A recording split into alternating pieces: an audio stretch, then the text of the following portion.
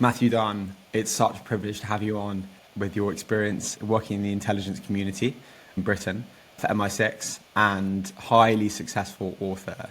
It's not every day we speak to someone from that environment. What I'm really curious to know is what it's taught you about human behavior. Oh my goodness, thank you very much for having me on your show. But your question it's a huge question, and it's something that I still dwell on to this day, really. One of the key things for me serving in MI6 and the extreme aspects of that, and almost at times surreal aspects of it, was I was seeing human behavior obviously operating sometimes in the most, I've used the word extreme already, but it is literally the most extreme of circumstances, the most testing of circumstances. And what that allowed me to witness was probably a real sort of insight into people's souls, how people really genuinely behave when they are truly tested. Most, if not all, MI6 officers were not qualified, for example, psychologists or psychiatrists for that matter. We're not academics within the discipline, but we are practitioners, and we are in the field seeing human behavior, the human condition in its truest form, I think. So the circumstances of operating in the secret world, as I call it, really, it was a privilege, really, because I was getting perhaps a greater insight into people and how they behave when they're really put under stress. Then perhaps more so than somebody who's operating in a more controlled environment. And with that, you've got, I'm sure, many moments where people are incredibly exposed, and you talked about that rawness and being exposed to people's souls. On one hand, that's true, and then on the other hand, there's a lot of distance between these people in other parts of their lives, which you know less about. Talk to us about judging people and working out who people are was clearly part of a very important aspect of what you did. Talk to us about that, the challenges, and maybe there were some useful kind of tricks and tools that you've come across. Specifically, what you have talked about, which has been a theme in episodes we've done so far, is this concept of gut, and how you, in your community, it was very clear that there were just situations where you didn't need to explain fully with data on why you came to a certain view. It was just a sort of gut feeling with elements of objective data, meaning that you led one way. And I'm just going to quickly tell a fascinating story. There was a undercover police cop who was working in the drug unit in the UK. It's incredibly, corruption's a real issue, a real challenge because of the nature of how lucrative drugs are. And he had some new colleagues involved in this case, and he just had this gut feeling about one of them that he couldn't shake. He just said to his boss, listen, I can't work on this if that person's on the case. Anyway, 15 years later, they ended up removing that officer off the case, and later discovering that he was in fact completely corrupt, and he couldn't explain it. So tell us more. Yeah, I think you referenced something there that was quite important about the process for MI6 officers and indeed other intelligence agencies. We are very objective driven. My insights, going back to the earlier parts of your questions, my insight into people, I'm very minded that it was not in entirety, it was with a specific purpose, objective in mind. So put bluntly, I was looking at somebody thinking, can this person do what I need them to do? And so I was judging them on that level. I wasn't judging them chapter and verse on all aspects, all components of their life and everything else. So I think there's a sort of perhaps a slight misconception that people like me were able to look at somebody and they were a complete open book to me. That's not necessarily the case. And it would also have been a waste of time. So really we're trying to get to the sort of the core elements that are of interest to us. And that ultimately would come down to, is this somebody that can work with me? And I'm talking specifically, by the way, about recruiting and running foreign agents and tasking them to do what is the most ludicrous thing on earth, really, which is betray their country and steal secrets, and the jeopardy attached to all of that, which is, in many cases, a risk to life, obviously, and not just to them, to their loved ones as well. So I would be looking at somebody with that real sort of razor-sharp focus as to, is this somebody that can actually do this? And I would be looking at key motivators. The word motivation was central to all of this. What is motivating somebody, or what could motivate somebody to do this exceptionally high-risk job, and in some cases quite off the wall, off the charts type of position. So looking at somebody, you've used gut instinct, the phrase we used, by the way, in MI6 was using one's antennae, the same thing essentially. What is that? There's a large element of rifle shots, deductive reasoning that happens so quickly that sometimes we're not aware of it, but that's certainly something that people like me were, I would like to say, skilled at doing, and it's potentially not something that can be taught per se. It's something that perhaps is more innate in the individual. But the ability to look at somebody and think, okay, for me as an intelligence officer, what's my way in? What route can I take to at least forge what ultimately will be a highly unusual relationship? And I might expand that route in, or indeed navigate away from it in due course as I glean more information about the person. But certainly choosing that starting point. Also, for your listeners, to your point about learning, key learning points, I think it's quite important as well to remember, regardless of circumstances, we human beings, nothing really has changed. We haven't evolved much at all over the thousands and thousands of years and beyond. So there are always key drivers within us that we can look for as independent observers. The raison d'etre of being a human being, what makes us tick, the key emotions, the key aspirations, the key fears, concerns, all of these kind of things. None of that was any different in the world that I operated in. So when looking at people, put more crassly, I will be thinking, okay, what's on their mind right now? What are they thinking about? What are they worrying about? What are they looking for in the future? What's driving them? All of these kind of things, which one can apply in so many other walks of life. So there was nothing different in that respect, apart from the fact that the dial was turned up to the maximum. Sometimes there's an incredible book of Confessions of a Sociopath. Some people can operate in such a manner whereby they can really mislead people, and innately during the recruitment process you're at times going to come across certain very skilled people that for whatever reason might mislead you. Did you come across that ever? Were there any learnings? So if we were to categorize, let's take the sociopath for example, or psychopath, for a little difference in terms of output, people in the unusual category, the 2 or 3% or whatever percentage we want to put on it, yes, 100% you would look for that. And to your point, yes, I came across that, because some people who were charming, hugely intelligent, very erudite, people that you'd want to spend time with, be in the company of, people who under other circumstances you could almost say, this is somebody I could to form almost a friendship with. But I would know, because I would be looking for it and I would be picking up little indicators.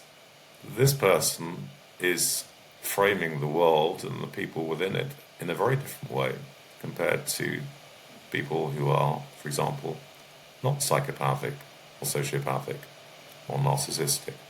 But again, that's something that I would look for and then think, okay, how can I manage that? Or can I manage it?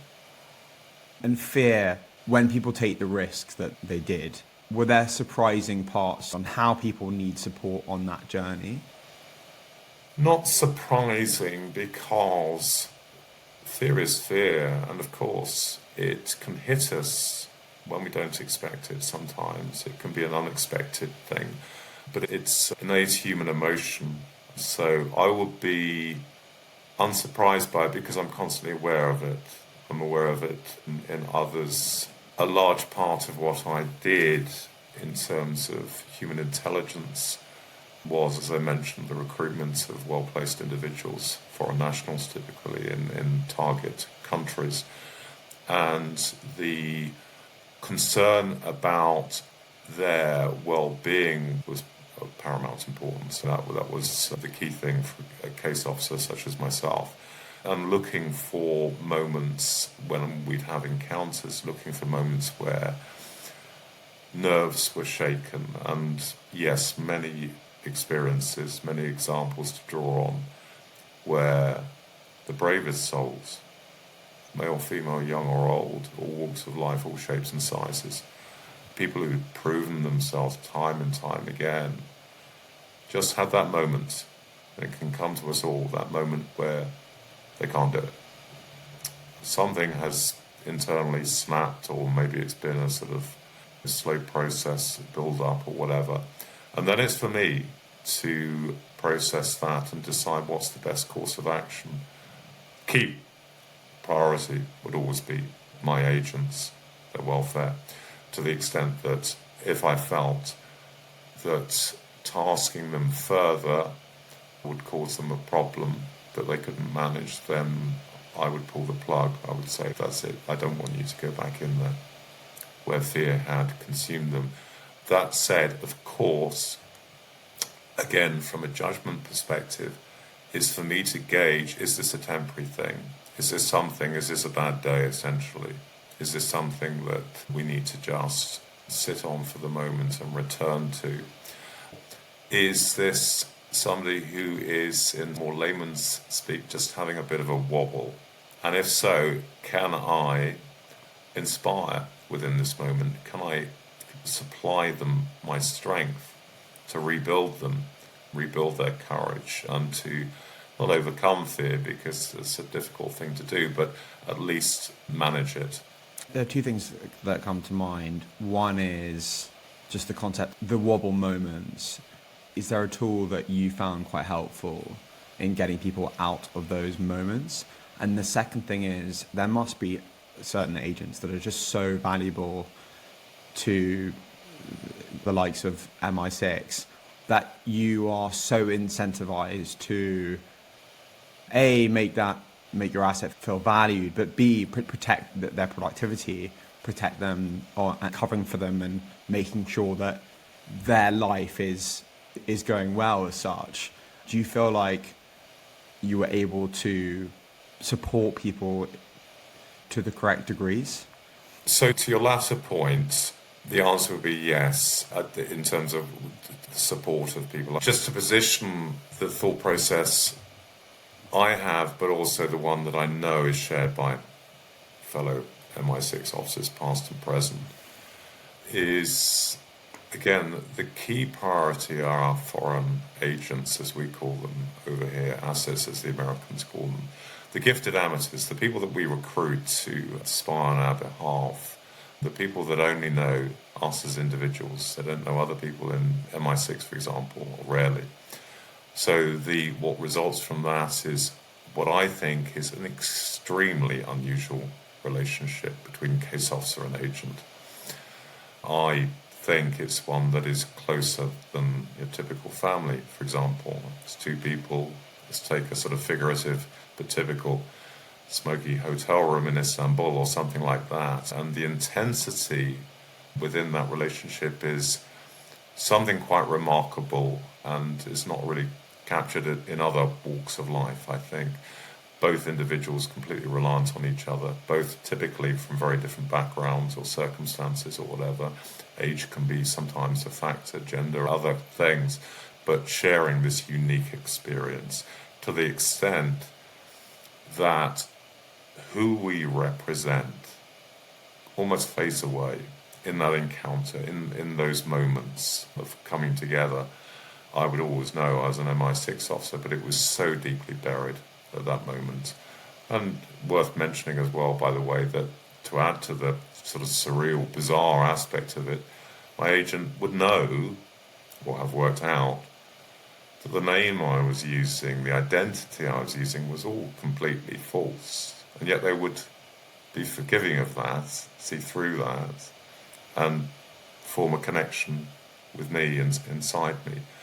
With all of that in play, again, my priority in those moments, those deeply intense moments, would be the person opposite me.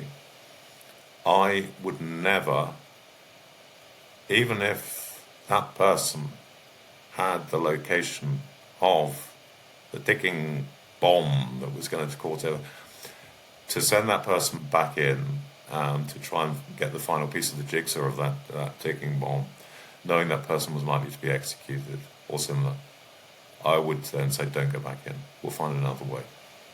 If I thought there was or almost certainly there was likely to be compromise. Again, a slight falsehood really in that people like me would exploit or manipulate or similar just because the objective was so important. The reality was very different. People like me, the trained cadre intelligence officers, would have to find other routes to achieve that objective rather than potentially sacrificing somebody who was working for us. So that's the latter point. You mentioned your first question to the point about when somebody's having the wobble and are there any sort of tricks of the trade that one can do.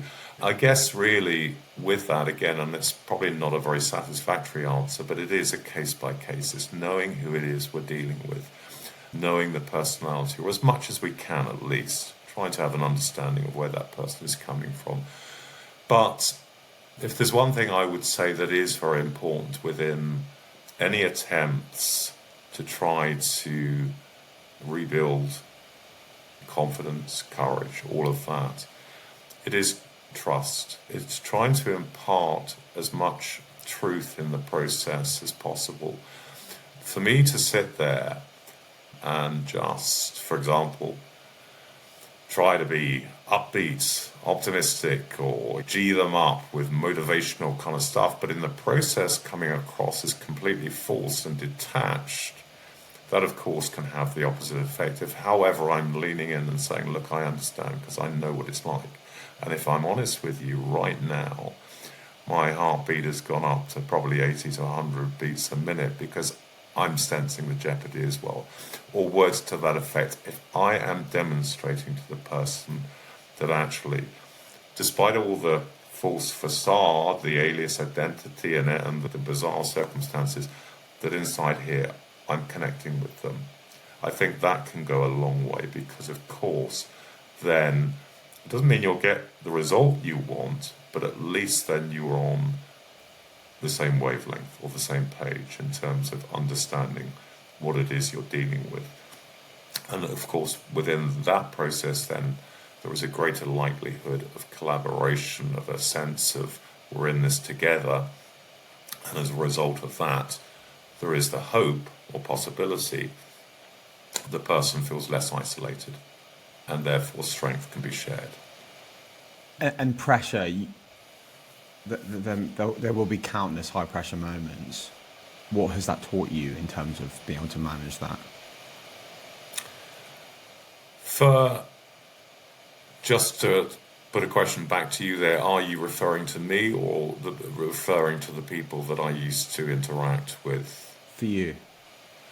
For me, I was hoping you wouldn't say that because it would take that the wrong way, but because that's an odd one for me as a MI6 officer, because the pressure, the process, and let's go back to our word fear, all of that, looking back on it, it was a very odd state of mind in retrospect that I had when I was operating. At peak, I had 14 different aliases, which was probably too much, and what that means, by the way, each alias, it isn't just a dodgy passport and credit card. It is as much as a full backstory, life story as possible, down to little nuggets, little minutiae. Who was your English teacher at the primary school, and what's the name of the pub on the street that you don't live in? What beer is on draft in that pub? All this kind of stuff. So you have as much depth attached to each alias. and doing all that. Now, when I deployed, and the use of deployment of the aliases overlapped with different operations, which in turn overlapped as well. It wasn't just a case of one operation at a time, beginning, middle, and end. But whenever I deployed, I personally really became that person. I really did. Buried inside me was Matthew Dunn, MI6 for sure. But I really did, to the extent that if somebody called my alias name from across the street, some stranger, I would instinctively turn towards that call. So within that process, I really felt like I was, it's wrong to say somebody else, because I'd grown into that person. And what happened as a consequence of that was in my mind, a heightened ability to deal with process and problem solving and unusual, the unexpected. And the unexpected always occurred, and one had to be able to react to it. But also the same applies to fear. I never, looking back, despite stuff, really felt fear that much. I think I was so focused on what I was doing, so focused on the operation and the intricacies attached to that, and it became almost like a problem to solve. And the thrill attached to it as well, the unusual components of it all, everything. The fear didn't really feature in my mind. I was, to reiterate, very attuned to it, aware of it in terms of the people I interacted with. But for myself, I was almost had a sense of I was where I should be. I haven't come to firm conclusions as to all of that, but just to flag to you, it is something I'm aware of when I look back on it now, as to an unusual state of mind. Yeah, clearly, there's a lot of instances where it's clear that people do change with change. We're adaptive creatures, and COVID's quite a good example of that, on how people just if you have to do something, you get on and do it. But regardless of that, there are innate human tendencies and natures that can't really be ignored. So one being just the nature of, do you think that it's somewhat human nature to need, to a certain degree, to share about what you're up to people, and it's that connection, and I'm not sure how to translate how that connection manifests, but when you're in the field and you can't be sharing these things, fine, you'll be getting used to that. But is there an environment, maybe at work, where you could release these unusual things, because you can't really exactly be writing in a journal about these unusual circumstances? Yeah, I'm thinking it through actually about what you're saying, and again, very unusual. So, if there's for MI6 officers, for example, the same will apply, by the way, for so many other walks of life that deal with extreme things, including, for example, healthcare or military or police you mentioned earlier. That's the kind of thing. The safety valve for us, if there was indeed any kind of safety valve, would be coming back to the likes of head office or something like that, where you're in a controlled environment and you can meet up with people who are doing similar. You might not have seen them for several months or longer, whatever. They're dashing around here, there, and everywhere around the world, and you meet up and you're suddenly on the same wavelength, and you can't betray details about the operations you're doing, because that's all ring fence, but a general understanding of this is a like-minded person and they've been doing similar wherever it is. So all of that. But what is making me pause for thought a little bit is your observations, which I agree with to a large extent, about being in the field. And it was worth noting that intelligence officers, MI6 officers in particular, we operate alone typically. We're not going out in teams or whatever, or with support or backup or anything like that. So the people we're talking to are the people that we are running or we're targeting or whatever. These are the people. And so any potential to form bonds or to release information or to feel more relaxed into the whole process will be a highly unusual one, because at no point are you not working. So you're operating on all sorts of different levels as a completely different person, but the aliases intelligence officers choose tend to have some components of who we really are as much as possible. It would always be down to the intelligence officer as to how an alias would be crafted to yes, depending on the operation, but also the alias had to be something that, for example, I could carry off. I would choose personas, vocations, all the rest of it that I felt comfortable with, that I felt, yeah, this is something I can do, and also it matches the operational requirements. So what that then allowed in theatre, in the operational environment, is, yes, there were opportunities for me to almost release bits of myself in the process. But those bits of myself were always wrapped and coated and this, that, and the other. Yeah, and there are plenty of ways you can be creative about how one Yeah. can release that in terms of what you're referencing. You were very privileged to have been working with all sorts of people from different places. Are there some people who you came across who were a particular inspiration to you in terms of, and what does that inspiration look like tangibly?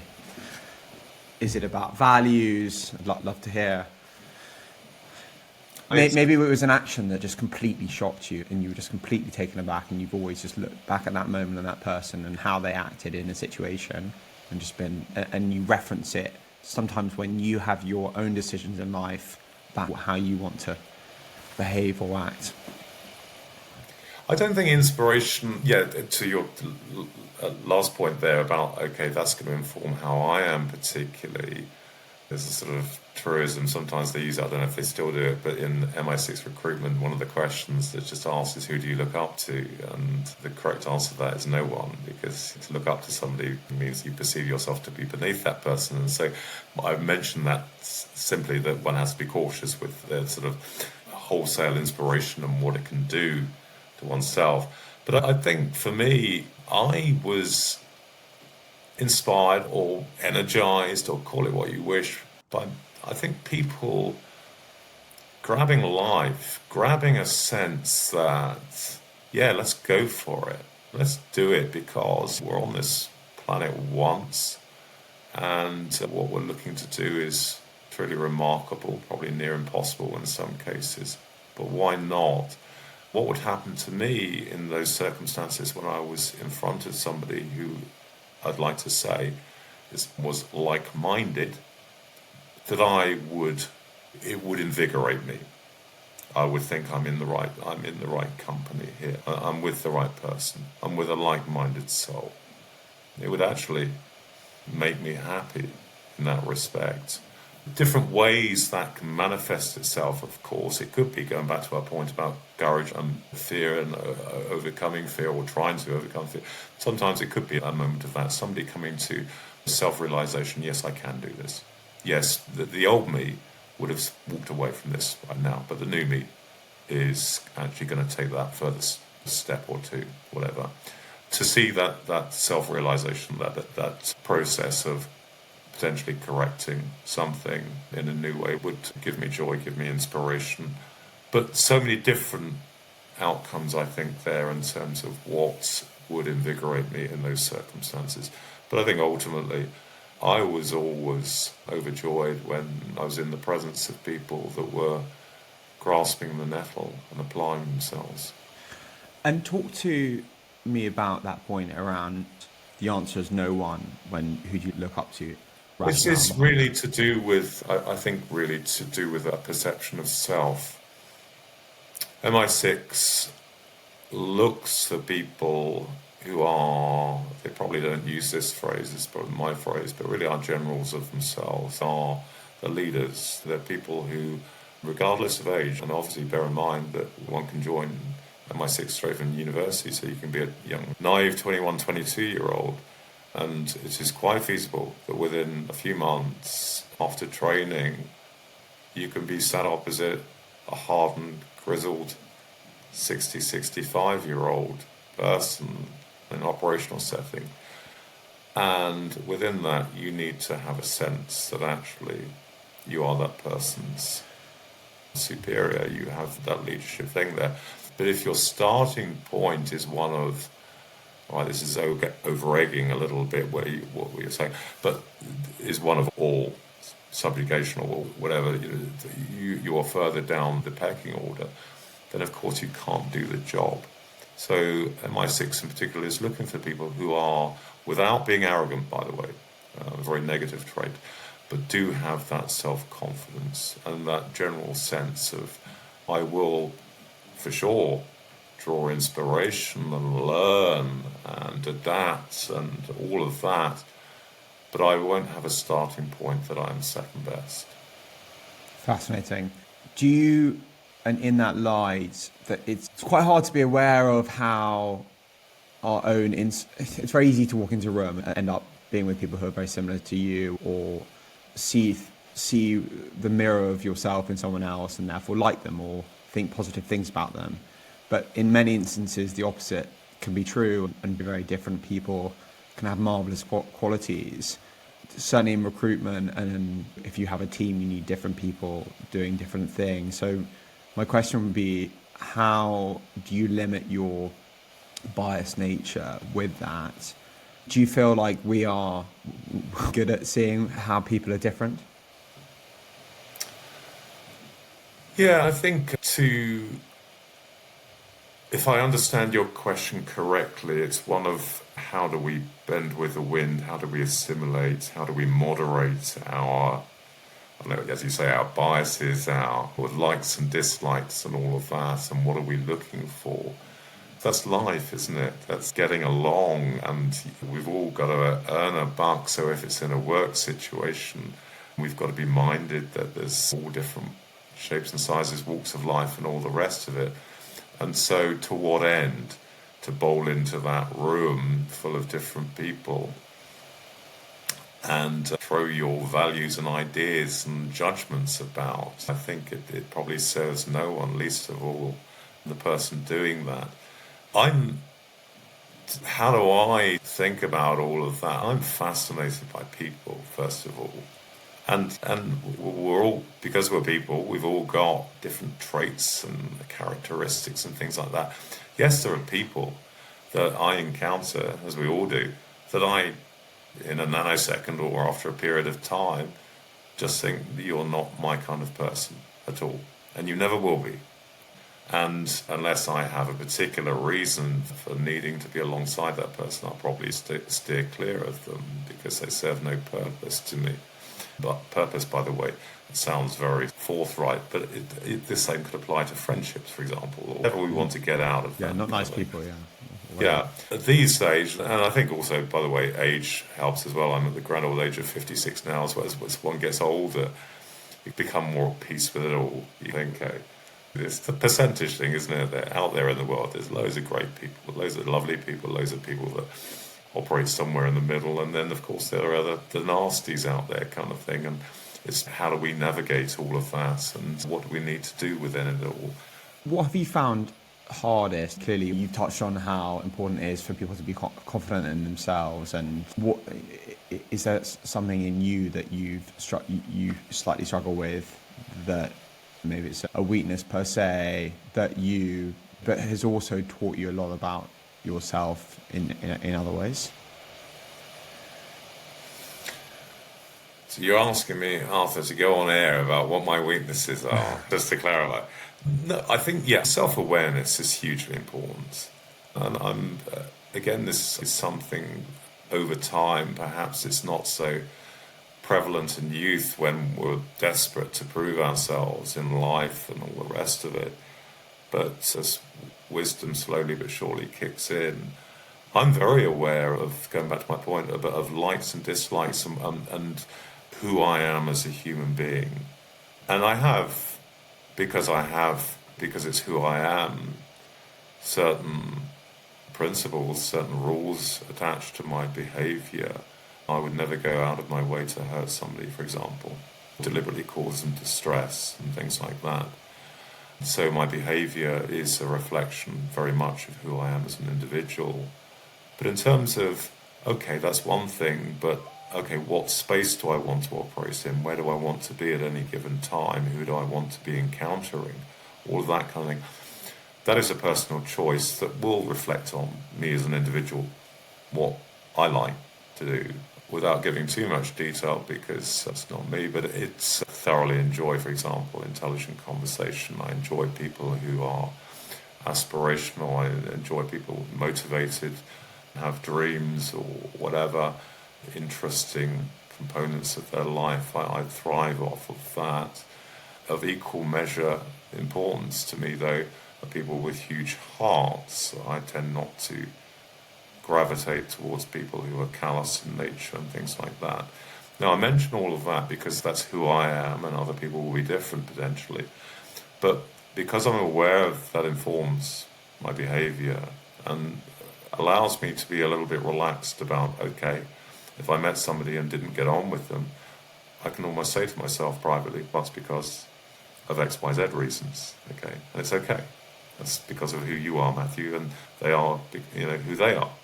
So I think there's an element of being at peace with oneself as a result of that. Speaking of being at peace, you are an incredibly successful author, and what a journey that must have been for you, from writing those first words for your first book to now being an incredibly established author. Tell us about that, and I'm interested because when you first started that first paragraph, you weren't to know that you were to sell over 1 million copies. Yeah, it was bonkers. Well, certainly to start with, because what had happened was, in terms of my writing, was as a child, I was a voracious reader, adored books, pre-digital obviously. I had fire in the belly, adventurer by nature, always looking over the horizon, and books were my portal to that world, my way in, anything. A lot of the classics, obviously, but also obscure 19th century seafaring tales, or whatever they would be. I hoovered them up. And in tandem, my writing, I loved creative writing. I remember the school days doing it and getting awards for it. Then life got in the way, and went off and actually lived my adventures, did all of that.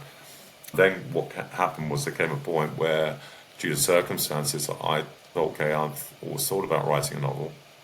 Now I've got no excuses. Have a go. And that's precisely what I did, completely naive, really, to the process, apart from thinking, okay, I think I'm a good storyteller. I think I'm a good writer, so let's have a go. And did that, and went in traditional route, essentially. I didn't leverage off my background or anything, didn't have any contacts for that matter. So sent off my draft manuscript blindly to, I think, probably about 10 literary agents in London. Got the usual number of rejections, and then there was one literary agent that got back to me and said, yeah, let's meet for lunch, and it went on from there. Now, if there are any aspiring authors listening to this, I can tell you the process does not end there, because then there's rewrites, there's edits, you name it, and then if you're lucky enough, as I was, to get a publishing deal, in my case it was 2 publishers for geographical reasons, then there can be further rewrites and further tweaks and all that kind of stuff, and so one has to be very flexible in the whole process, which I was, because my driver was to get a published novel. But to your point about that opening paragraph, and again, just doing it, I wasn't aware, thinking, my goodness me, whatever I write now could one day end up in a published book. I thought, no, just go for it. Just write your story and do it. And it was actually a joy to do. I think, for me, the first novel was A Case of Ignorance is Bliss, the hardest one, and I know this has been said a gazillion times from other authors and also musicians with their albums and such. The second one was more complex, the second book, because you're slightly more aware of the things and sort of second-guessing stuff and everything else like that. Then it gets easier. But yes, it was a whole process, but I think for me the starting point of writing the first novel was just a case of lock yourself in a room and you do it in isolation and see what the end result is. So for me, there was no real pain attached to it. If anything, it became in itself an adventure. And what is the absolute joy in that process? The absolute joy for me, I suppose it must vary per person, but for me, the absolute joy, I think, is the finished product, the finished book, when it's finally done. And certainly there are obvious moments, such as seeing it on a bookstore shelf or something like that. But also for me as well, the joy when people read it, I think for me as an author, I love the process. I love storytelling, but of course, I need an audience. I need that. I'm not doing it for my own sake or some vanity project, whatever. Just little snippets, little things when people say, I read your book and loved it, and little anecdotes they come up with, read it on a plane, and it's funny, or whatever it will be. It then tells me, okay, yeah, it was worth it. Because joy, for sure, but there is also, despite what I said about doing the first book, but subsequently, there's also a lot of pain because it's hard work, and it can be frustrating and all the rest of it. The parallels there in play about, for example, I don't know, gestation period, and then finally giving birth and the elation, and you forget all the trials and tribulations in the processing. So, it's a slog and all the rest of it. But I think the payoff is wonderful. I think I really genuinely believe in the joy and positive virtue of storytelling, communication, yes, of course, but specifically storytelling. Age of time immemorial, we've been doing this in some guise or other. Various reasons for that we don't need to go into necessarily, but there's such a positive force in my mind. Talk to us about that when you hit that wall, and it could be for a variety of different reasons. What happens for Matthew, best-selling author? Who are you calling? What's the negative voice, if there is one, or maybe what's the positive voice? How do you jump over? Everyone has different coping mechanisms. You're all familiar with the word writer's block. I've never suffered writer's block. Ideas, all the rest of it have never been a problem. What I have encountered frequently, and as all writers do, is days where you start out with good intentions, open up the laptop or turn on the PC, whatever it is, and stare at the screen and thinking, I'm not feeling it. For whatever reason, you got the ideas, you know where you're going with it, but just not feeling it for whatever reason. And fairly quickly, I worked out how to deal with that, recognize the symptoms, and very often the solution to it will be walk away, go and do something else, go on a walk, or just deal with your other stuff you've got to do, your daily chores or whatever, or just deal with something completely different, some other work project, or hook up with pals, or do something different. Just do a sort of circuit breaker. Do not, under any circumstances, sit there and force yourself to write. I have tried that in the early years, or stages at least, of my writing career. The problem with that is then the next day I would look at what I'd written, and it would be substandard, so I would delete the lot. So it's a day's waste, which then potentially put me back a day when what I should have done in those early stages is just gone off for 8-10 hours and done something completely different and then come to it. Now, trying to define what it actually is going on there, I don't know, but it is a creative process. It's one that it can be intellectually draining, it can be exhausting. And so I think there will naturally be days when you think, I am not firing on all cylinders today. As long as one is objective focused, which I am very much, I would think, okay, that's okay, there's some fat in the process. I can allow myself some time out now and then come back to it. If I've never ever suffered, however, a sustained period of inability, that would be a very different category, and I wouldn't necessarily know what I would do in that circumstance. But having an off day here, there, or whatever, I think that's fine. That's the way we are. And sometimes we just need to put our brain in a splint and let it recover. And with your stories that you've written, what's your dream with this? Do you want different formats? Do you want to continue the path of writing? Yeah, I'm diversifying, or have diversified now. My focus now is primarily television and theatre in terms of storytelling, so script writing, and I'm working on some key big projects on that level at the moment. Storytelling, I've written 14 novels, halfway through my 15th, which is on pause at the moment, but it's a cracking, by my own standards, I think it's a cracking story, so I will continue with it. But I've reached a stage where there are some other projects that I want to pursue. As long as I'm doing storytelling, As long as I'm sitting there with the blank sheet of paper thinking, okay, what can I do with this? Then I'm happy. So the medium can vary from a novel to the screen, to the stage, whatever, or indeed radio, whatever it will be. But the output is similar. So aspirations with the novels, nothing beyond what they're achieving, which is hopefully for people to read them. And my direction onwards remains 100% creative. That's who I am. It's how I was born.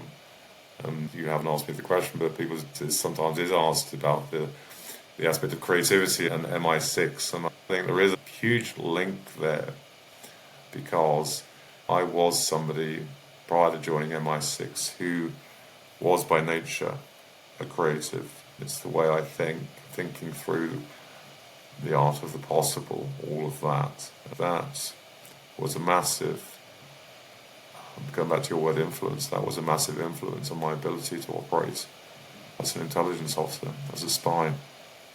Matthew, what a pleasure it's been. We're going to move now to the quickfire questions, and which will begin with 3 things you get joy. 3 things. Two instantly come to mind, which is cooking, hill walking, good conversation. A mantra you want to embrace now would be? Live every day as if it's your last. A favourite book, film or artist that isn't obvious? Favourite book, artist that isn't obvious. That's the kicker though, isn't it? Yeah. I don't want to make your life easy. No, that is the kicker, isn't obvious. I'll go artists. This is on the spot, by the way, artists.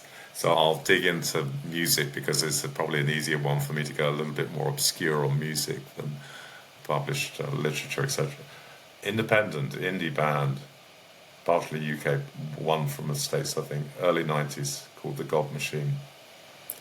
Did an album which I think is probably one of the all-time best, called Scenes from the Second Story, which is, I think, a work of genius.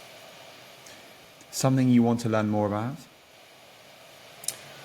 Oh my goodness, people, a constant odyssey journey to learn about who we are as a human race, what we're doing, where we're leading, what is our position on this planet.